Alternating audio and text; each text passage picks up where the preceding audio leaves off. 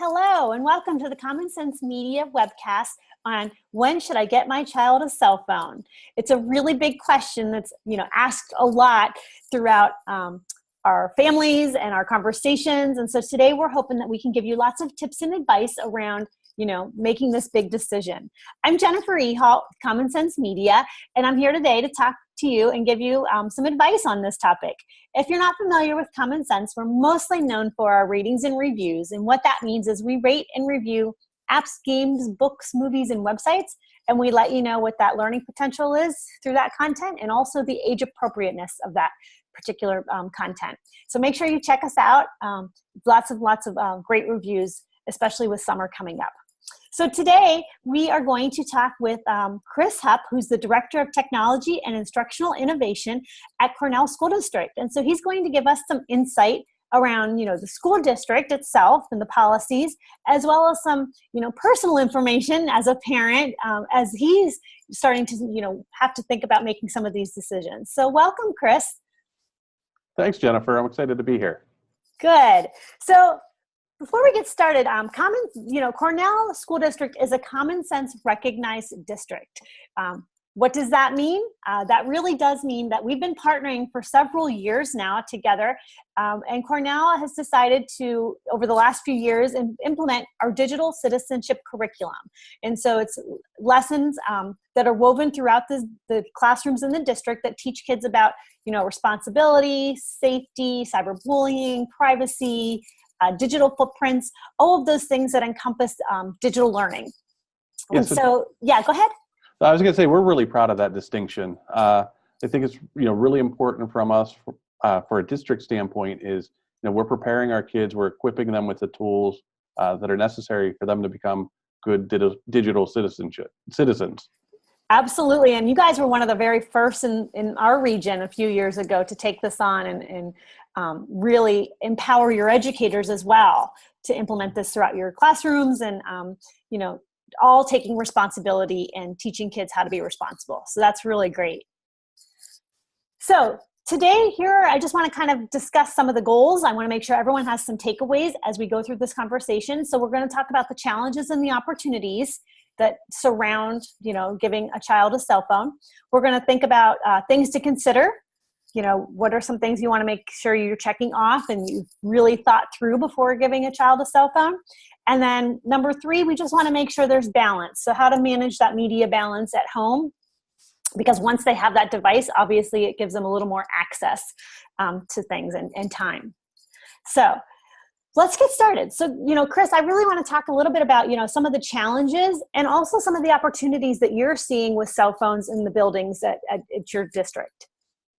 Yeah, so I think there are a number of challenges. Some of them are pretty obvious. So, distractions when kids have their phones and they're concerned about what's happening on their phones, sending, receiving text messages. That's pretty obvious. Social media is also a big concern. So much that happens on social media is so negative. We really want to, how do we protect our kids from that and not let that become the focus of their day? And inappropriate content that's on the internet, we, I think, do a pretty good job. We filter the internet here. If kids are on our guest network, that's pretty well filtered. But when a kid walks into our building with a cell phone and they have their data plan, there's nothing I can do to filter that internet. So we just really want to make sure our kids are prepared to be the best students they are and, are able to manage those challenges pretty well. Now, there's certainly a lot of opportunities. Having access to their coursework all the time is pretty powerful. Our teachers do a lot of activities with students, sometimes with VR, with AR, and they'll do scavenger hunts, have fun with kids with their phones, but it's really challenging sometimes to find that balance. Absolutely. And, you talk a little bit about the challenges and opportunities within your buildings, but I think parents are also seeing a lot of these things at home too, in terms of obviously media balance and, being exposed to inappropriate things at early age. So the challenges are certainly there. And then the opportunities, you'd mentioned scavenger hunts and things of that nature, especially with summer around the corner. I think, there's lots of ways that you can think about using the device as a family, to really think about what are some ways we can use this in a positive way. So whether that's, taking pictures or, blogging about your family vacation or, finding good ways to use your device as well. So that's great. Yeah, there are lots of great opportunities. As you know, I have 2 younger daughters. So that's a big concern for me as well on the home front. I'm sure. Yeah. What are the ages of your daughters? 8 and almost 12. Okay. Right. So you're getting into the heart of, access and, wanting the creation and the consumption. And so, yeah, I'm sure you're making a lot of decisions right now. Yeah. So what are some of the rules about using cell phones at your school? I guess there's probably 2 different sets, at the elementary level and at the high school level. Could you talk to us about that? Yeah, so in the elementary level, pretty much after breakfast, if a student has a cell phone, that needs to be turned off. It needs to be put away in their backpack. The exception will be in 5th and 6th grade, where if teachers are doing a lesson where if the kids have a cell phone, they're able to use that. They can use that. And they're doing some really interesting and positive things with those students at that age level. In the secondary, it's really left to teacher discretion. So it's common if the kids are in the cafeteria for breakfast or lunch, they may have their cell phones out. They may be on them. If they're, in between classes, they'll have their phones. And the teachers all sort of handle it differently in their classroom. And some of them, just put them away. Some of them find ways for the kids to use them. Some of them have these racks that they have the kids put them away. And the kids have even given them feedback that, it kind of just relieves some of my stress knowing that's over there. I can't see the next thing that's happening on it. So I can focus on my schoolwork. Right. Good. Okay. And those policies seem to be, a comfortable culture within your buildings. Everybody's on board, on the same page, following the rules pretty accurately. Yeah, I think our students do a pretty good job of that. I know we do have some students that struggle with that, and it is kind of scary because their behavior is almost like an addictive nature. And I've seen it with my own kids at home that, they have their tablet at home and they're doing this thing and they don't want to give it up. And so I think I know the struggle from seeing it in the classroom and also the struggle at home. So there are some challenges. Right. But I do like the idea of, having somewhat of a plan, and not completely shutting them out, because I think a lot of those challenges become teachable moments. Same thing at home, having access and kind of teaching them along the way. I think there are a lot more benefits to that than completely shutting them down and, not showing them the proper ways to showcase whether time, place, purpose, and so on. So it sounds like you've thought about all of those things, which is great. Yeah, I fully agree, because we've just said, once you leave the building, go on the cell phone and we'll just pretend it doesn't exist isn't a very practical solution. Right. So yes, parents, want to think about having a plan, and even if you have to take it really slow, it's okay, but at least being engaged and meeting your kids where they are and communicating with them is a really big piece of all of this. So the biggest question, right? When do I get a phone? What things should I consider? So I have a couple of questions here that you can ask yourself as parents to really consider and get that conversation going. So the first one is, think about your child in general. Do they show a sense of responsibility? When they're leaving the house, coming and going, are they pretty much on time? Do they have that responsibility around respect, right? So Chris, have you thought about this, part of it with your own child? Yeah. So as you know, Jennifer, last week we were just talking that I was, contemplating, I think it's time to possibly get my oldest daughter, who'll be 12, a cell phone. And, initially I thought, I'll get her a smartphone. I build her internet. I can, I have maybe a skill set that not the average parent has on managing those devices, but, and hopefully she doesn't see this video first, but I ordered a phone for her. She is going to maybe not be so excited, but she's getting a flip phone. Nice. And the reasons is there's really no compelling reason for her to have those additional features. I want her to have a phone, so if she goes over to a friend's house, she goes somewhere with some friends, that I have a way that she can contact me at any point. I can contact her. But for her to have access to all of those apps, the internet, social media, just really isn't something that is that compelling for her to have. And I want to focus on being a kid and being well-rounded and having fun. Right. I love the idea, I think when you think about getting your kid a phone, I think it's just natural for everyone to think about smartphone, right? And I think we tend to forget that they still exist, a regular flip phone where you just make a phone call. And so I think, thinking about like safety reasons, lots of parents feel more comfortable knowing that their child can make a phone call. So I think that that is a great reason to get some type of phone that allows for phone calls, actually. And I don't even know how much kids make a phone call anymore. It's a lot of texting. But yeah, staying in touch for safety reasons. A lot of families have different schedules and logistics can be a little crazy. So it's definitely a good thing, right? That's an opportunity for us to use that. Access to friends, right? For social reasons. And again, this is more along the smartphone, area if your child's a little older. But social reasons, you need to think about that. How does your child socialize? Chris, you had mentioned, kids are socializing both online and offline, but I think we really want to make sure the offline is taking place more often. Mm-hmm.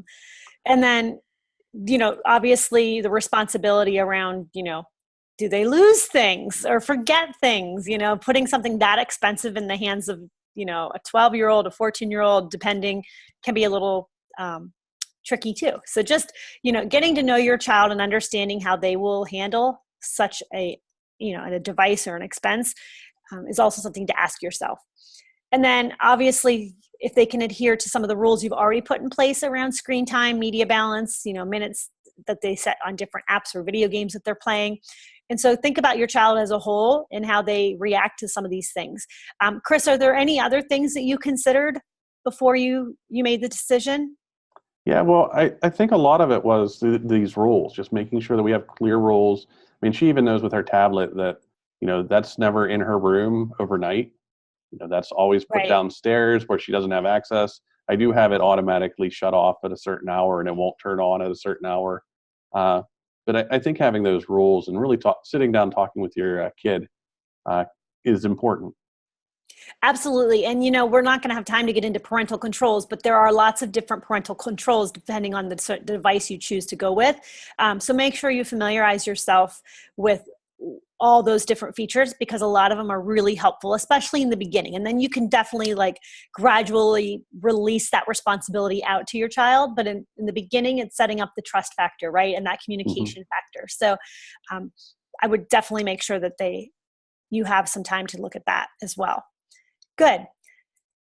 So when we think about our own use as parents and as educators, I think the biggest thing we want to talk about is modeling, right? We want to make sure that we're modeling and using our phones, our smartphones, in a proper time, in a proper place, during a proper time, and with purpose.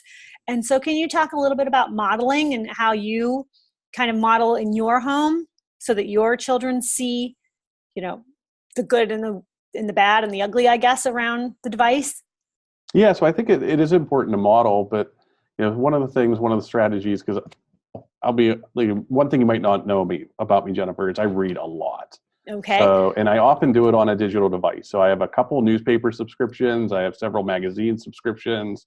There are websites that I read, but I think it's important. So my kids, whenever they see me on it, I talk to them a little bit about what's in the news, those sorts of things. And part of it's to make it clear to them, hey, you see me on this device and I'm not, just playing some games with some people I don't know or, whatever that, there is some value to that tool.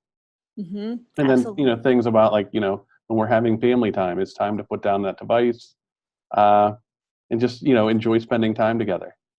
Absolutely. And I agree with you on, as a parent, there's so much that occurs on your device, just sometimes even just looking up the weather for the day. Or I know I'm very, I'm always looking up recipes, or my recipes are always on my phone, for dinner and things. And so I, like you had mentioned, I try to communicate to my kids who are 2 and 4, but they see me on it. And I try to say, mommy's going to look up the recipe, right? It's on my phone. So that they have an understanding of all the cool ways or the good, positive ways to use the device and what it can bring to you. And so, the more you communicate to your child as far as the things it can do, I think that will open up their eyes as well to not just, it does more than video games and texting. And so, I think modeling, the whole device-free dinner. I know we have a campaign that does that. You can sign a contract. We do that at our house too. The phones go away in a basket so we can have dinner, whether it's dinner, breakfast, lunch, whatever time of day. But yeah, you're right. Setting aside time where devices are shut off and you have that time. Mm-hmm. And then, the driving, I know we're all guilty, but we have to make sure too, wherever we're at, we're also modeling what they want, the behavior we want to see in our child. Yeah, no, I find that terrifying. Like, with almost 12, she's not that far away from driving. Yeah. And it's really important to be a good model because, wow, it's scary to think about teenagers, driving around, texting, and, Yes. obsessed with what's happening on their phone.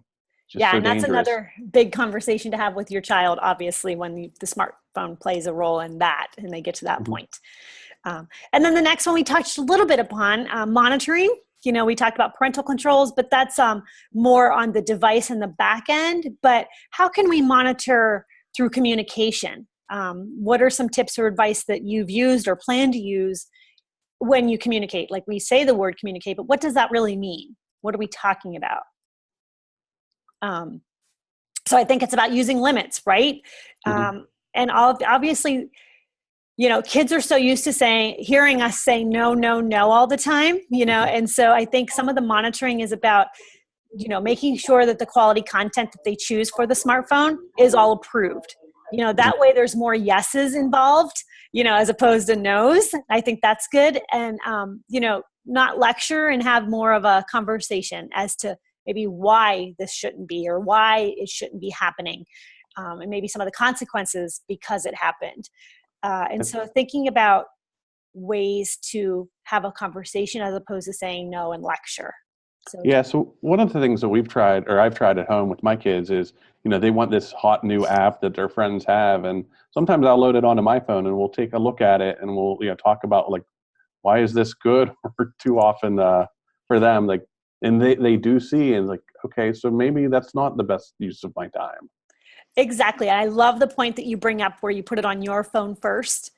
Because I do know that there's that idea of, everybody's doing it but me. And as a parent, you can only hold on to that for so long. And then eventually you do have to break down. And like you said, just put it on your phone, check it out together, and then explain to them, well, here's what it does. And this is why maybe we're not ready for that. Or I know lots of, parents that put, Snapchat or Instagram on their phone, and then their child like socializes from their phone until you build up that responsibility and understanding like how to participate responsibly in a lot of these social platforms. So it's another great idea. And then the last one is just mediate, being ready to step in if necessary. As tweens and teens start to get involved with the apps on their devices, obviously it's a lot of social interaction and social apps. So we see a lot more, cyberbullying, digital drama. And so understanding as a parent when to step in, I think is really hard. And so just make sure you're mindful, right, around some of the things that could occur and how you will handle it. So do you have any advice here, Chris, on, the tweens and teens and making good choices on their own in this department? Yeah, lots of great opportunities to have really good conversations with your kids. I mean, it's really no different if, some things are happening on a phone than, in the olden days when things would happen face to face or, through notes in schools when that was a thing. But just really be ready to have those conversations with your kids. And, my experience is the kids really value that. I agree. It's again, meeting them where they are, because I think too, they're growing up, our kids are growing up in an age where we didn't have a lot of this stuff. And I know it sounds so cliche because we say that all the time, but it's true. And I think the more they see us interested in meeting them where they're at and being sort of in their world, I think that speaks volumes to the communication and the relationship that you can build. Yeah, and I think it helps just to show, it shows them that you care and you really value them and you want them to be happy and healthy. And so that's important. Sure, absolutely. So in terms of, I like how you kind of had the segue into healthy. So we have something called a family media agreement at Common Sense, and it's like a family contract. And it includes, how I will take care of the device, how I will stay safe, how we will find balance when it comes to using our devices. And so this is a great contract, especially with summer coming, and even back to school. Any time of year, it's really great, but it's a nice piece of paper to work through and have a conversation. And then, the parents can sign off at the bottom and sign it. And then the child or the family members can all sign it. And it's just a nice, way to set expectations around how the family manages the digital media and behavior in their home. So this, I believe, you have shared with your parent community, or they can So Jennifer, of course they can find this on your website, but it's on our website as well. Okay, good. So yeah, check out, the district website. It'll be posted there. It's a great thing to download at this time. Mm-hmm. And then also don't forget, I want to make sure everyone knows that Common Sense Media has a parent newsletter. You can find that at our website at commonsensemedia.org/newsletters. And so that's another way to get timely information, seasonal information, advice on things that happen to pop up around digital media and use, as well as just apps and games and websites that kids are tapping into. So really good resource. If you haven't signed up for that, I definitely encourage you to do that. And just want to say thank you to Chris. Loved hearing all of your tips and advice around this topic. It's a tough one, but I know that your parent community at Cornell will really appreciate a lot of the things that we've discussed today. So parents, you got this. Take it one day at a time, and you will find balance in all of this. So thank you so much. Yeah, thank you, Jennifer. Have a great day. You too.